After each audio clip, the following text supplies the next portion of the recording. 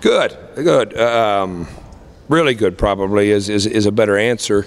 The fact that that's 1, 2, 3, 4 straight days in shoulder pads, 4 straight practices in shoulder pads. First day of 2 days, and mentally they know it's a 2-day coming up, so they got a second practice to still come out and perform in. And there was nothing being held back. They came out and competed, which was the word for the day, if you will, and then they embraced it. Well, he just told me he had a good practice, so long ways. He always changed his body. If you've noticed, he's leaned up. He's lost weight. Took part in yoga this summer and helped his flexibility out a little bit. Really matured, and those are the funnest for me to witness sometimes when they mature at a later age, because you haven't lost him. I mean, you finally got through, and he understands the importance of preparation and hard work, and he's showing that on the field right now.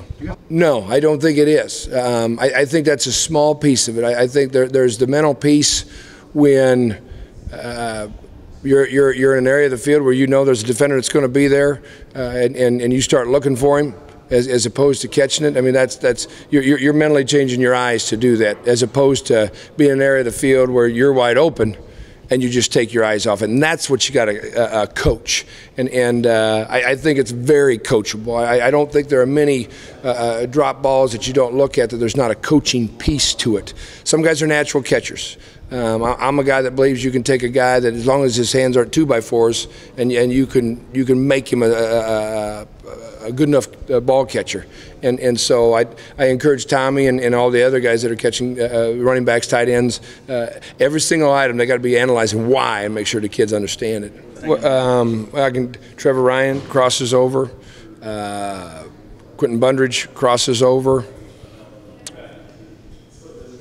Orion Salters crosses over, Mike Warren's just kick return, DeVario's just kick return. So we got a little with both spots. And then Lazard, is that just? He's so sure-handed. He's probably our most sure-handed punt catcher, which means you could see him back there in a punt safe situation, or you could see him back there as a return guy.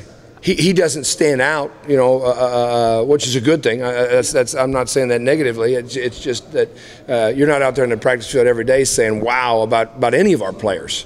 But he's providing leadership. He's playing hard. There's no limp to him. There's no nothing about the knee that's slowing him down. He's very focused. He's the first one here every day, literally. He's the first one here every day, eating breakfast and going to work, and that tells me his mindset's right. And yeah, absolutely nothing discouraging about what Q's doing out there. Our philosophy has always been to spread the ball around. So our catch chart on a daily basis, he could go from 0 catches one day to 3 the next over 7-on-7 in team drills, but it's spread out pretty good up and down who's getting balls thrown to him and who's getting balls caught.